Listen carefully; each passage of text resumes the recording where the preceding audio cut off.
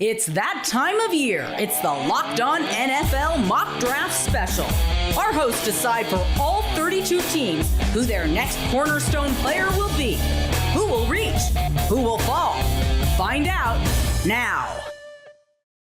Welcome back to the 2025 Locked On NFL Mock Draft Special, Episode 2, the most comprehensive mock draft you'll find, even bigger and better again this year. This 7-episode series will take you through the entire first round of the NFL draft with unparalleled insight from the local experts of all 32 teams here at the Locked On Podcast Network, your team every day.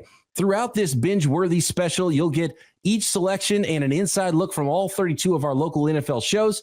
We'll also get team-building insight from the draft dudes, Kyle Krabs and Joe Marino of Locked On NFL Scouting, and fantasy insight from our Locked On fantasy experts for some of the biggest selections in this year's draft. This year, the final episode will be an NFL squad reaction to the mock draft, providing insight and maybe some insults. I guarantee there'll be some insults from a group of our Locked On NFL local experts on this year's selections. And of course, we are your hosts. I'm Brian Peacock, NFL analyst and co-host of the Peacock and Williamson NFL show and Locked On 49ers podcast. Here with me, my co-host, former NFL scout Matt Williamson, and this year, love my guys, Dame and Keith Sanchez and Damian Parson from the outstanding Locked On NFL Draft podcast. So here we go. We're on to pick number 6 and the Las Vegas Raiders, who are on the clock. But first, Cam Ward, he went number 1 to the Tennessee Titans. You can find all of that information in episode number 1. We got Shedeur Sanders, 2 QBs starting it off. Colorado QB going to the Cleveland Browns. New York Giants went with Abdul Carter, edge rusher out of Penn State. New England Patriots selected Travis Hunter, the cornerback / wide receiver out of Colorado. And then Mason Graham, the 5th selection, the final of episode 1 to the Jacksonville Jaguars, which brings us to pick number 6 and the Las Vegas Raiders, who are on the clock. Dame, let's go to the Locked On NFL Draft War Room. Who do you like here at pick number 6? Man, this is a spot that I think could be Will Johnson, cornerback out of Michigan in need. They just cut Jack Jones because he doesn't really fit what they're trying to do this year. I think he had a down year in 2024. So open up a need at corner. They could look at offensive line as well, want to protect, shore up that offensive line for Geno Smith. But they could also go to Ashton Jeanty, running back, and give them a bell cow running back behind Geno Smith to kind of balance out that offense. We know that Pete Carroll, some of his best teams, they could run the ball. They were a balanced offense in Seattle. Keith, where we at here with this mock draft? At what point do we start seeing some running backs where you're like, okay, you're a GM and the guy at the top of your board, positional value be damned, the guy at the top of your board has the biggest number next to his name, and it's a running back. Like, at one point, does that like enter your mind and you're like, you know what? I don't care. Positional value. I'm drafting the guy at the top of the board, and an old school guy like Pete Carroll could be that. Yeah, well, BP, I've always been on that train, right? For many years now, I've always been take the positional value chart and throw it out the window, right? You want to acquire as many talented prospects as possible. All pros, Pro Bowlers, they win you Super Bowls, right? Regardless of position. So I've always been like that. But looking at Ashton Jeanty, and Matt brought this up, especially in episode 1, right? Talking about being able to compare these guys to the guys of the past. And I have to ask myself, taking him at pick number 6, do I believe he's as talented as a Bijan Robinson or Jahmyr Gibbs in the past, and I'm not quite sure. So if I'm the Las Vegas Raiders right here, I'll probably go wide receiver. I look at Tetairoa McMillan. I look at Matthew Golden. You struck gold with Brock Bowers, right? Now go get a playmaker on the outside. You paid Geno Smith. Go get a true number 1 wide receiver, and I think you see this offense start to round out. This is a really good running back class. You can swing back in the 2nd and 3rd round, potentially get you a guy like a Quinshon Judkins in the 2nd round who can tote the rock for you. Matt, best player available? Is it Jeanty? Is it that easy for you at pick number 6? I think when it's all said and done, yes. I definitely understand positional value, but going back to the Todd Gurley draft, the running backs they're going the top 10. The special guys have all been special. We're talking about McCaffrey, we're talking about Zeke, et cetera, et cetera. There's no misses. Fournette's the worst of the group, So in this particular class, with how this team's set up, I would go with Jeanty. Let's find out. The pick is in at number 6 in the Locked On NFL mock draft. Your boy Q Myers, ready to go for the Locked On Raiders podcast and the Las Vegas Raiders at pick number 6. With the number 6 pick in the 2025 Locked On NFL mock draft, the Las Vegas Raiders select running back Ashton Jeanty, Boise State. There was a lot of conversation back and forth. Do they go with the dynamic running back, the guy who led all of college football as far as the ground game goes? Or do you have one of the big uglies in front blocking for him, like an Armand Membou out of Missouri? He was a guy that was heavily thought about just because the Raiders have different needs as far as solidifying that offensive line. You want to make sure that whatever you do with that number 6 overall pick, you have a guy that has an opportunity to be a Pro Bowler. You look at the offensive lineman, definitely could do that. You also look at the playmaking running back, and with the belief that the floor is Josh Jacobs for Ashton Jeanty, the reward was just too big to pass up for the silver and black. So they go and get their big playmaker. We know Pete Carroll's going to want to run the ball quite a bit in 2025. Geno Smith is there at the quarterback position. Now they have to go and add some offensive linemen, make sure that they solidify what's in front of Geno, and more importantly, what's in front of Ashton Jeanty. So you walk away from pick number 6 with Ashton Jeanty. You feel good about last year's first round pick in Brock Bowers, a big time playmaker, and you got the quarterback, and you feel like you're off to a good start, especially with the Pete Carroll era, knowing what he wants to do in Las Vegas. So it is Ashton Jeanty, running back, going to the Las Vegas Raiders at pick number 6. And guys, I got to admit here, I am the chairman of the West Coast chapter of Running Backs Don't Matter. And so I don't love this pick just because I don't love any running back in the first round necessarily, as talented as he is. And it's not because of the talent of running backs, which is why I wouldn't make this selection. I think the perfect example that you laid out there, Matt, of all the hits of running backs in past drafts, Christian McCaffrey, he was a hit. What did he do for the Carolina Panthers? Not a lot, because they didn't win with him. The New York Giants didn't win with their running back. Guess who won with them? The team that was already built and then sprinkled on a little bit of icing on top with a playmaking running back. I think that's how you build it. That's how you team build. When you have as many needs as the Las Vegas Raiders do, in my opinion, you don't go running back. But for Raiders fans, you're going to have a lot of Ashton Jeanty jerseys in the stands because he is going to be fun to watch. And who knows, maybe he wins for someone else later. But at least you got yourself a fun player. Am I wrong? Am I way off on that with the running back thing? Because Keith, you kind of talked about maybe going a different direction. You might be more on the same page with me. I'm not with you from the running backs don't matter, right? I'm all for running backs. I'm pounding the table for the running backs. I just would have went a different position because I just don't know if Ashton is of the same ilk, like we talked about a Bijan Robinson and a Jahmyr Gibbs. But I kind of counter your point, right? You mentioned a couple running backs. They were in bad situations, right? Did they have good quarterbacks? And I think that's a very important thing too, that our situations matter for quarterbacks and they matter for running backs also. If you're not, for me, it's like I look at running backs and I'm a running back guy through and through. I want my running backs going to good spots. And if you're not a good team, I look at running back as luxury picks. If you are a team that's built and you're a playoff team, you're ready to compete, get you that high profile star back like we saw the Eagles do.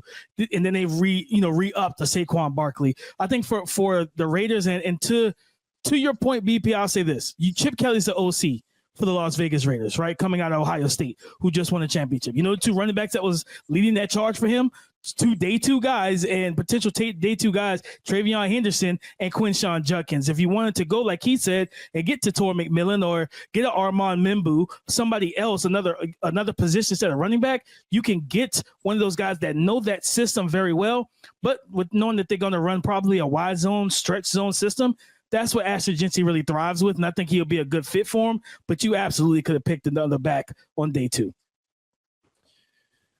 Matt, we're going to move on here to pick number 7, and it is the New York Jets, and John Butchko is on the clock now after the Ashton Jeanty selection.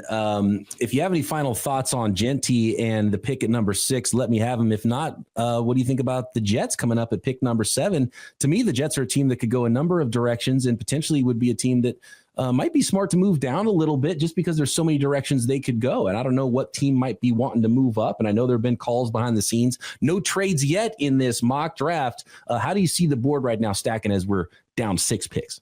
Yeah, these next couple teams have so many needs and so many directions and so many names we could throw in there that would make sense.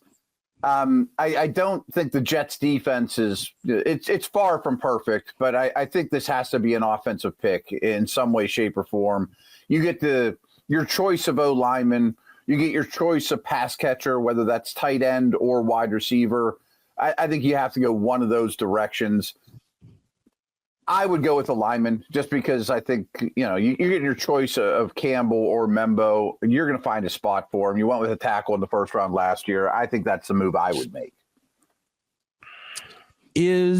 Are you building around Justin Fields here? He's had a problem with sacks in his career. Dame, what do you think about the nest for Fields? Do you just not worry about the offensive line because he's going to run into his own sacks and let him go do his thing and build other parts of your team instead? Because I don't even know if you can build a good enough offensive line for him to not hold on to the ball and get into some sack trouble. So just let him run around and do his thing and worry about other parts of the team. That's almost the way I would look at it if I was drafting for the New York Jets at this point.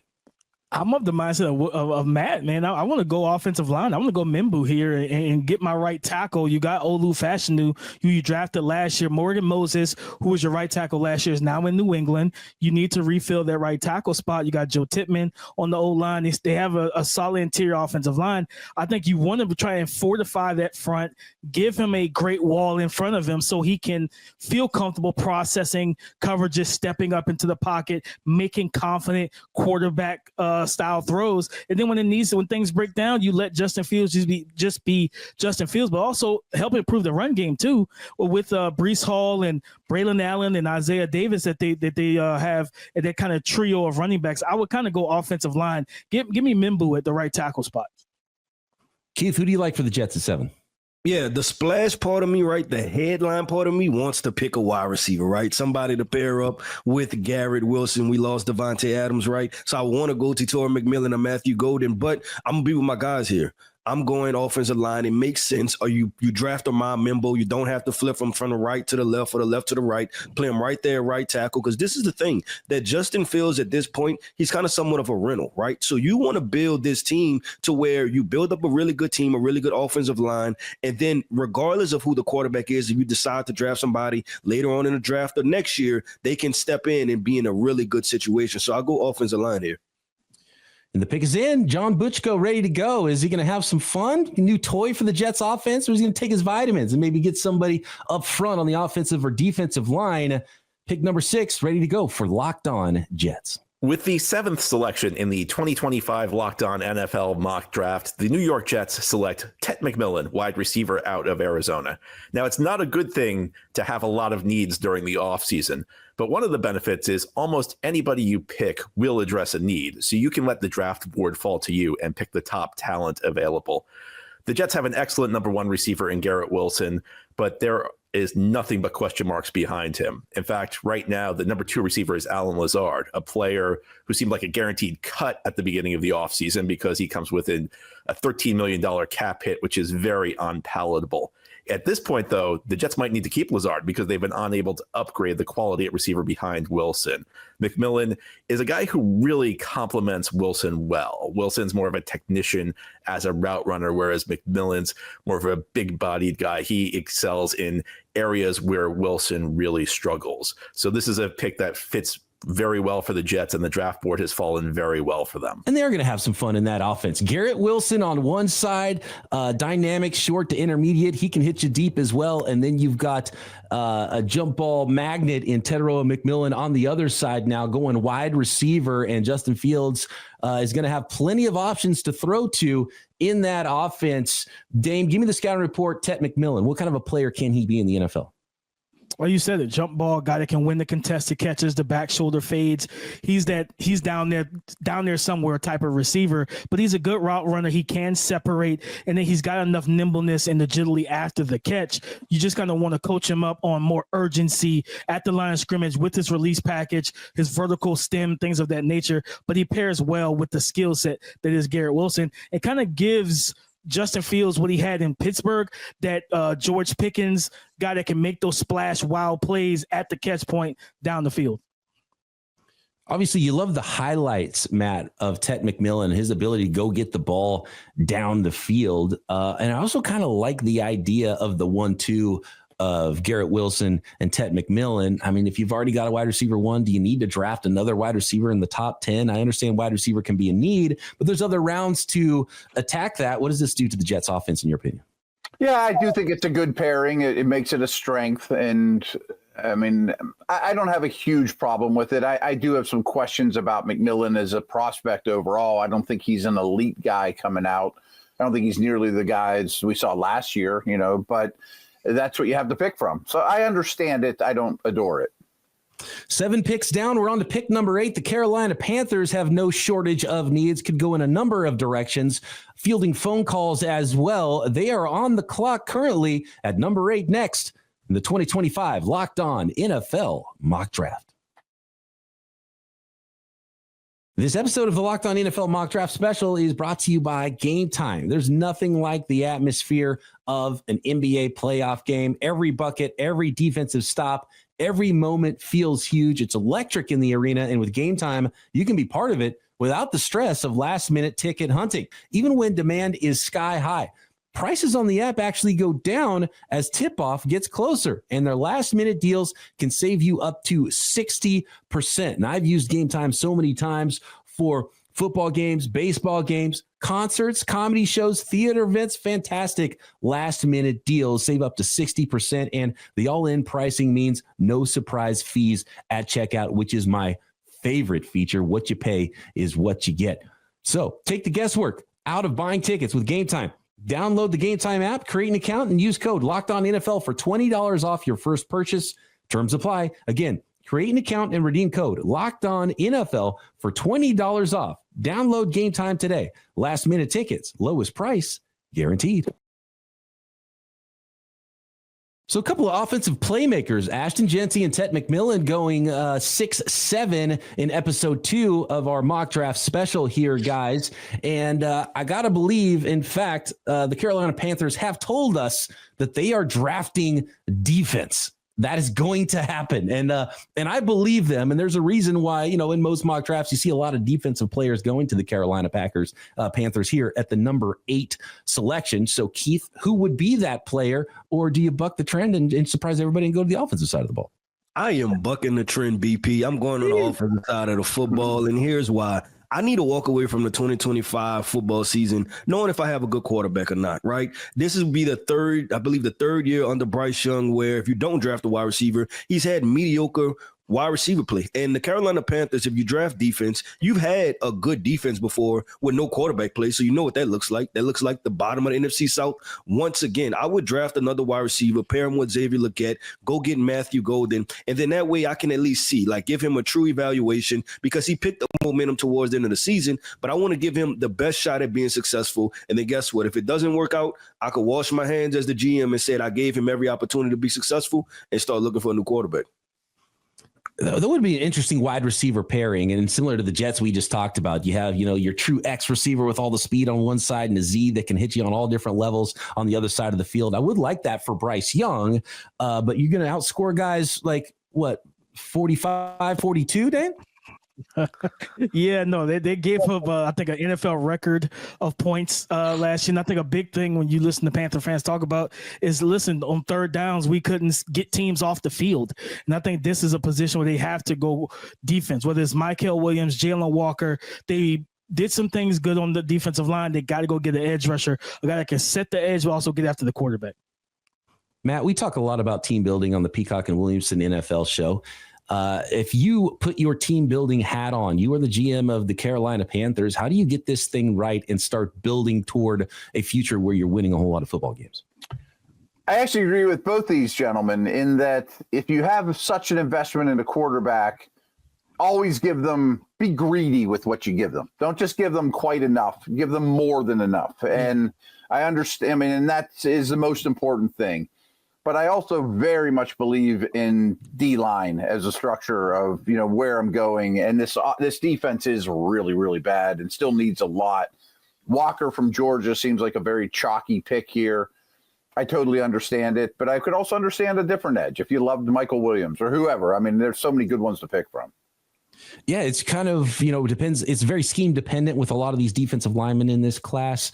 So I could see a number of ways that teams go, and I could see teams' boards being all over the place, which is why I think this draft could start to get pretty bonkers at this point. And there might be some shocking selections. And speaking of selections, I think we're ready to go here. Pick number 8. It is Julian Council, the host of Locked On Panthers, making the pick at number 8. With the 8th selection in the 2025 Locked On NFL Mock Draft, the Carolina Panthers select Jalon Walker, linebacker out of the University of Georgia. Let's go back to last season during 2024. The Panthers had not just the worst defense in franchise history, but the worst scoring defense in the history of the NFL. Over 100 years played of NFL football, and the Panthers had by far the worst scoring defense. And 17 games, this or that. The talent level on that defense just was not good enough. And one of the glaring issues the Panthers had last year was a lack of a true edge rusher who could get off the edge and make those big plays on passing downs after getting rid of Brian Burns. And that's what Jalon Walker can do in Carolina. And it's not just that, but also the versatility to play inside at that off-ball linebacker position, knowing that just likely the last year of Josie Jewell, that Christian Roseboom they brought in from free agency is someone who will probably only be a one-year guy. The pairing of Walker and second-year player Trevin Wallace at linebacker, plus the addition of what Walker can do on the edge, that is something that's very enticing to Carolina and the culture that he can help establish here. It's been famous, his leadership there at the University of Georgia under Kirby Smart, and bringing that to Carolina is exactly something that Dan Morgan and Dave Canales would love to see. So with the 8th pick in the Locked On NFL mock draft, the Carolina Panthers are going to take Jalon Walker, the linebacker out of Georgia. So does Jalon Walker, versatile linebacker out of the University of Georgia. And the way Julian put it there was, kind of a glue guy. So you get leadership, you get character, you get a guy that's going to play hard, and you get a guy that can play every position in your front seven. And so that way you have at least one less need at some point. But what position should he play most is my question. I like him coming off the edge. I think you just put him at edge and let him go. Keith, what do you think? Is he a linebacker? Is he an edge rusher? Or do you move him around and then bring him off the edge on third downs? Yeah, I think you move him around and you're not asking him to do something brand new. This is exactly what he did at Georgia, right? So it should be a seamless fit for him. You're not adding anything to his plate. So I think potentially first down, you want to have him as stack backer, obvious passing down on second downs, and then third downs, let him be an edge rusher, because I agree that this guy, and I tweeted this months ago, that the two best edge rushers in this class are currently playing linebacker, and that was Abdul Carter and Jalon Walker, right? So I think Jalon Walker is a walking double-digit sack guy in the NFL. So I let him do it all. I look at him as like a Tasmanian devil of the defense. And then now you have a leader of your front level with Derek Brown. He's to be the second level guy. Then you pay J.C. Horn all of the money for your third level. Now you have 3 leaders to turn this defense around. Yeah, if it was any other team but the Carolina Panthers, I would agree with Keith. But it's the Carolina Panthers, and they have not done good with this type of skill set in this Evero defense. Frankie Louvu was there who could do similar things, rush off the edge, blitz the A-gap, play the second level. Evero just didn't know what to do with him. He didn't use him correctly. Then he goes to Washington and has his best season. I think if Carolina selects Jalon Walker, play him at edge in this odd front defense, he's your bucket getter. He's the guy that needs to get after Michael Penix, Derek Carr, and the other quarterbacks in this division. Go play him at edge, let him just pin his ears back and go get the quarterback. I don't really trust that they'll be able to use him correctly as that kind of chess hybrid piece. He needs to, if he's going to be the best edge rusher he can be, I think he does need to be there all the time, because there's still some development to go with Jalon Walker. He doesn't have like a great pass rush repertoire. And I don't think he's a phenomenal off-ball backer. He can do a lot of QB spy at Georgia, and I think he would be good there. But I think he can be great off the edge. He has a phenomenal ability, almost like a running back running through arm tackles. His ability to get to the quarterback isn't because of technique. He just runs through you, and he's like, I'm going to be an animal, and I'm going to get past whatever block you're trying to throw on me. So he's a really interesting player. I think the right defense, he could probably play a little bit of both. But I mean, I just like him at his best, what he could be just as a pure edge guy. And that's just me with him. But he's an interesting player, and I don't really know what to do with him. He could go top 10. He could go in the 20s. I have really no idea what to do with Jalon Walker. What do you do with Jalon Walker, Matt? And then we're going to move on here to the Saints, who are now on the clock at pick number 9 in the mock draft. A crucial thing here, and a couple of folks have mentioned it, is the leadership and the character and changing the attitude.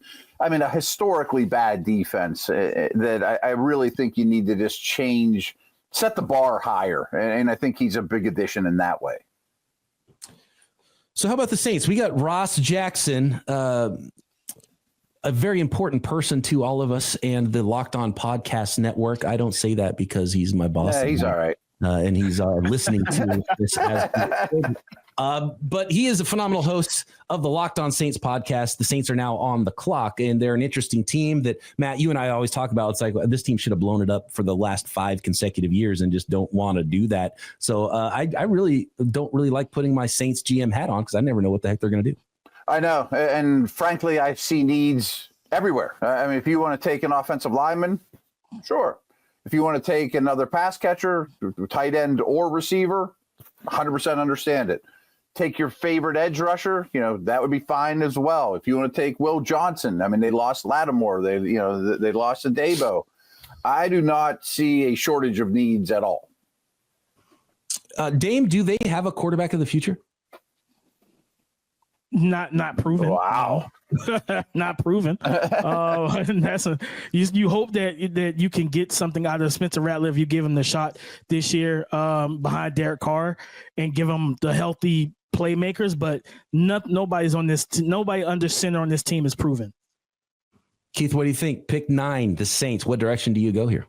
Yeah, if I was the Saints, I would go Will Johnson. I know there've been a lot of conversation about a question mark of his speed of some sorts. Well, Will Johnson, I think, is a simple case of this: out of sight, out of mind. He was injured, right? And then people kind of with the prospect fatigue mixed in. But when you cut the film on, WTF, BP, when you watch the film, you see an instinctual corner that can make plays. He can play man. He can play zone. I think he's as talented as those guys we've seen in the past with the Derek Stingley, right? And then our guy, Patrick Surtain, a second. I think he has that type of natural instincts for playing the cornerback position. You lose Marshawn Lattimore, you slide in Will Johnson and keep it moving. We'll see if Ross Jackson's been watching the tape. He is ready to go with the selection. Locked On Saints.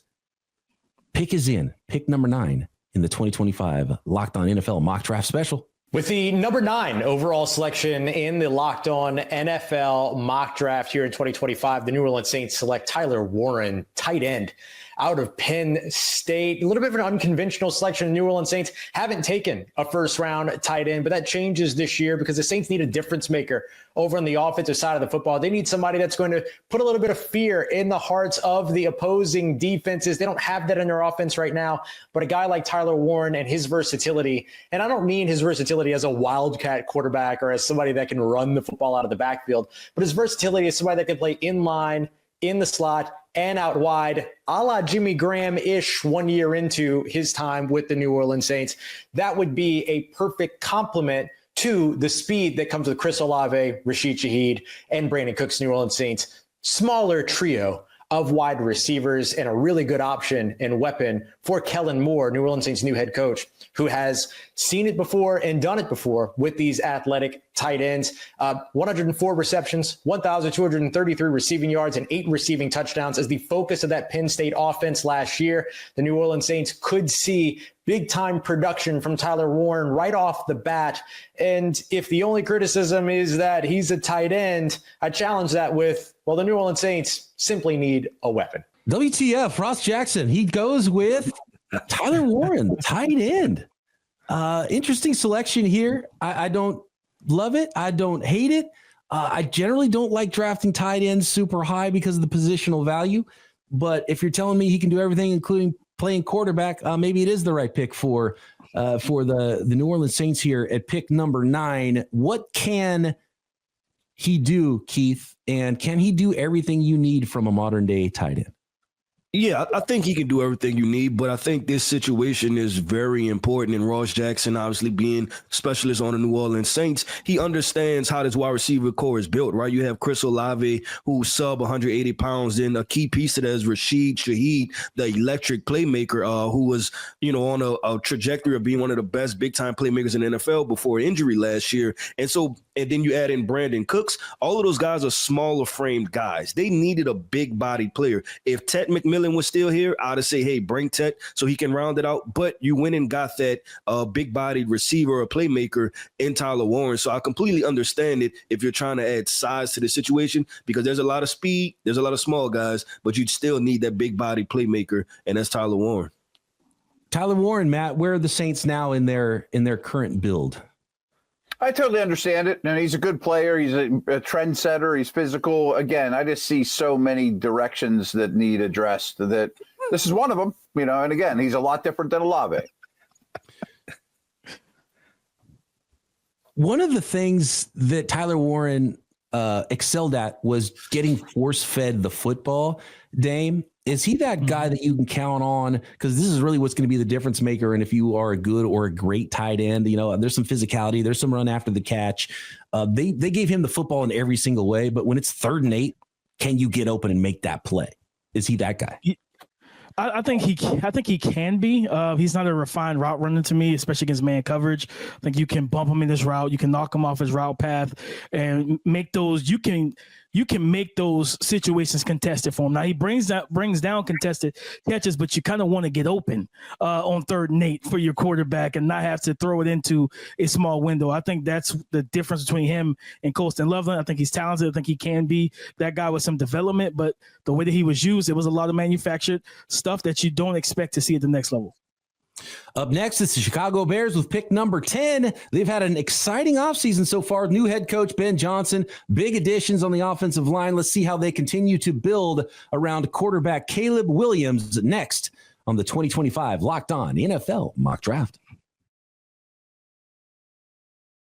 This episode of the Locked On NFL Mock Draft Special is brought to you by LinkedIn Jobs. As a small business owner, your work doesn't end when the clock hits 5. Your business is always on your mind, which means when it's time to hire, you need a partner that works just as hard as you do. That's where LinkedIn Jobs comes in. When you clock out, LinkedIn clocks in. LinkedIn makes it easy to post your job for free, share it with your network, and get qualified candidates all in one place. If it was just that easy for NFL teams to find the exact right candidate for all the positions they're trying to fill. And when you post your job, LinkedIn's new features can help write job descriptions, quickly get your job in front of the right people with deep candidate insights. And here's a pro tip: add the hiring frame, the hashtag hiring frame to your profile picture to double your reach to qualified candidates.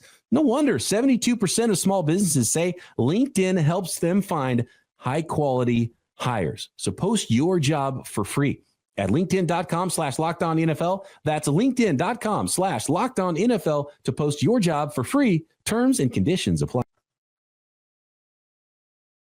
On to the Chicago Bears, pick 10 in the mock draft special, and it is Lauren Cox of Locked On Bears who is on the clock now. Could they still continue to build this offensive line, Matt? They focused more on the interior, or was that just that they were telling us, look, we want to fix the interior. We're okay with our sort of, developmental high upside tackles that we already have on the roster, and now we can have some fun in this draft. Ashton Jeanty not on the board for them here at pick 10. What direction are the Bears going? It's a little shocking that there's any O lineman you want still available, and I like the right tackle situation better than the left. So I would certainly consider, going with the LSU dude. I mean, that would make a lot of sense to me, but I don't think it's a huge need. I can live with the O line for the first time in a long time. If Jeanty would have fallen, I would have sprinted to the podium there. One odd one that I hadn't really thought of until just now, though, is could Loveland be their Laporta? I've never been a big Cole Kmet fan, to be honest with you, but one more weapon in the middle of the field is enticing. They have done some work on the D-line, but I would go your favorite edge, whoever that is. I'm just not certain who that is. Is it Green? Is it Williams? I don't know who that one is. Dame, who's your favorite edge? And is that direction you would go? Yeah, probably edge. Because like I said, Ashton Jeanty's not there. With Abdul off the board. My next favorite edge, everything considered, is Mike Green out of Marshall. I think he has the process, the speed, the power, the burst off the ball. He can dip and bend around the edge. A guy that can win as a two-laned rusher. I think that would be a nice fit opposite the Montez Sweat. Keith, you've been kind of pounding the table for offensive linemen for a while. As Matt mentioned, they're all still on the board. Is that the direction you go with him? Yeah, and I complete the deal, right? Meaning that a couple years ago you drafted Darnell Wright. This offseason you acquired 2 guards and a center to shore up the middle, and then now the only thing left is the left tackle position. You've seen what they looked like last year with the combination of Braxton Jones and Kieran Amagadaji. I believe that's the right way to pronounce that. Really phenomenal. Keith, well done. Can we pause for a second? I've been working on my speech, man. I've been a speech. I mean, that's why you tune in to Locked On NFL Draft. Well done. But yeah, I draft Will Campbell, right? We didn't think, and if I'm the Chicago Bears, I'm sitting here saying, I didn't think we was going to have the opportunity to pick whatever offensive lineman we wanted. So I'll go with Will Campbell here. And now I have a complete new front 5 for Caleb Williams. When we drafted him, we knew that he liked to hold on to the football. Let's get some guys that can protect him and allow him to be his very best. Let's find out. Pick 10 is in. Lauren Cox standing by, the host of Locked On Bears. With the 10th pick in the 2025 Locked On NFL mock draft, the Chicago Bears select Armand Membou, offensive tackle, Missouri. This offseason has been all about rebuilding the offensive line for Caleb Williams, and Membou is the final piece to that puzzle to lock down that left tackle spot with a long-term future. Yes, he played right tackle at Missouri, but switching sides isn't going to be too much of a transition for him. He's a great athlete who's great scheme fit in Ben Johnson's outside zone running game. He's got the physical tools you look for at the position, and he'll have a much easier time learning next to a veteran like Joe Thuney that the Bears already added on that O-line. It was a tough call between Campbell and Membou, but at the end of the day, I went with the physical traits that I know can handle at that position and not risk having to end up moving him inside the guard if he doesn't work out at the offensive tackle position. Membou fits the bill, and he can grow with this offensive line and be a long-term piece for Chicago. Love the upside for Membou, what he can be. Presumably would flip from the right side in college to the left side in the NFL. Some near Tristan Wirfs like physical attributes, threw down with the combine, just checked a lot of boxes for team throughout the offseason process here in the spring, which a lot of prospects did not do. And that's why someone like Membou jumps into the top 10 for me, and just a juggernaut of an offensive line for Ben Johnson to do whatever he wants to behind it now with Caleb Williams in that offense. Yeah, I get it. I definitely get it. I probably would have went with Campbell just because I didn't want them to flip sides, but because we're splitting hairs, I understand the Membou upside though. And just because all those tackles had the flip sides in the first round a year ago doesn't mean it's a great idea or it's easy, Yeah, I'll jump in right after Matt. I agree. That's when I first heard Armand Membou to the Chicago Bears. I was like, I don't know if I want him to flip, right? But went deep into the scouting vote for this, and maybe they flipped Darnell Wright to the left side.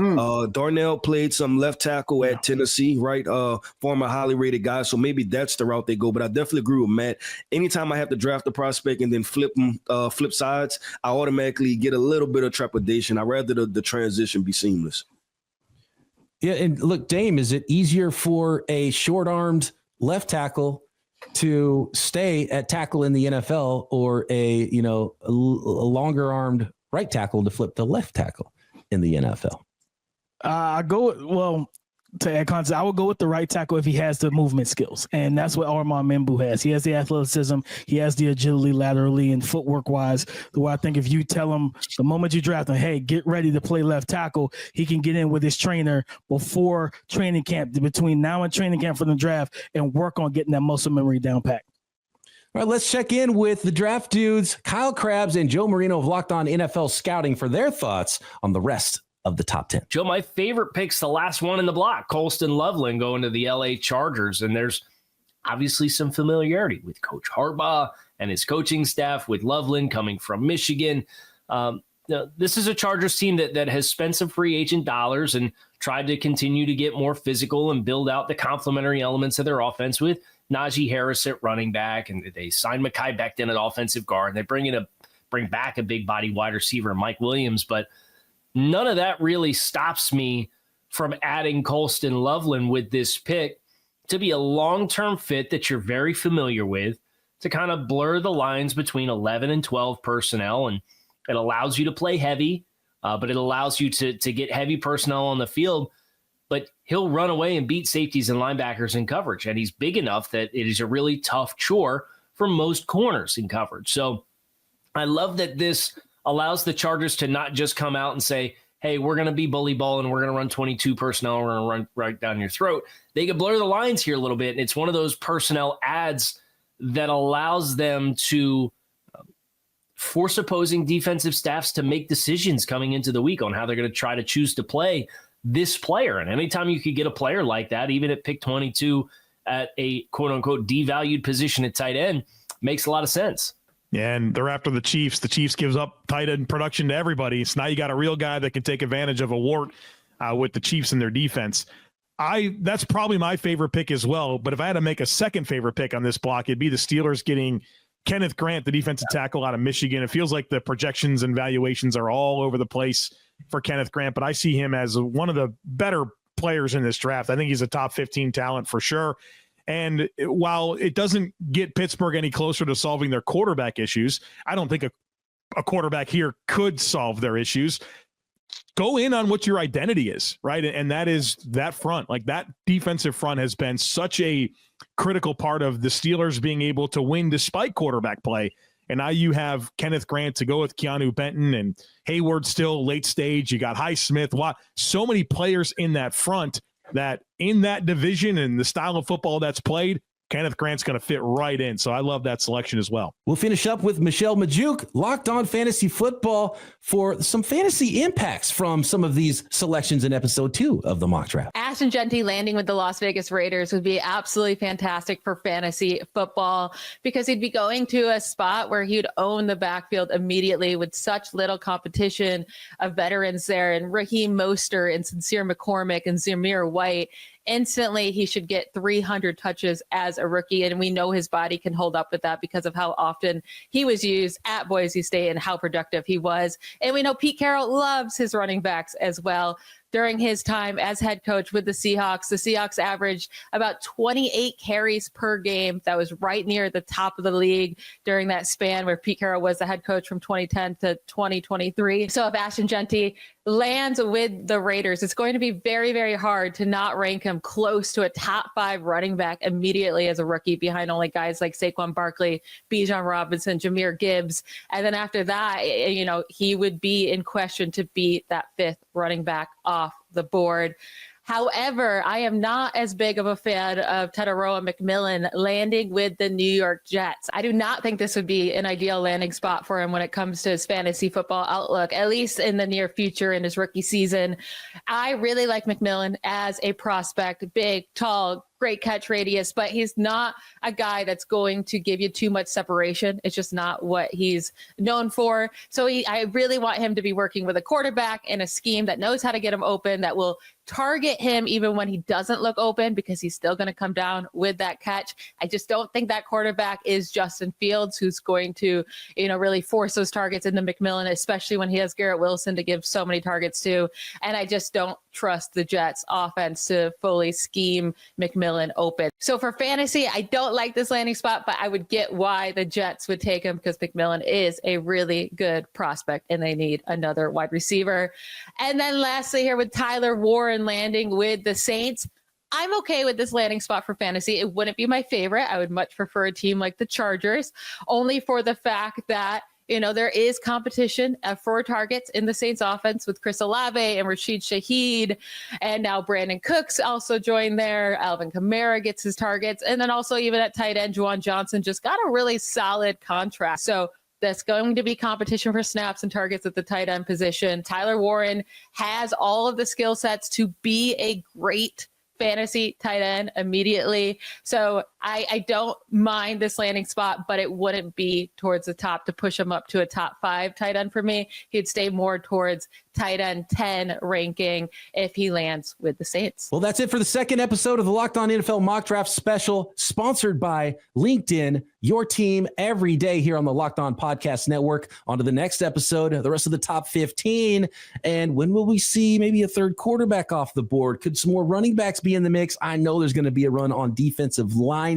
I can feel that coming, and maybe some trades. A lot of conversations happening behind the scene between our NFL hosts. And don't forget, you can find the entire special on both audio and video at the Peacock and Williamson NFL Show, Locked On NFL Draft, and Locked On NFL podcast feeds. For Matt Williamson, Damian Parson, Keith Sanchez, I'm Brian Peacock. We'll see you for the rest of the top 15 in the next episode of the Locked On NFL Mock Draft Special, part of the Locked On Podcast Network, your team every day.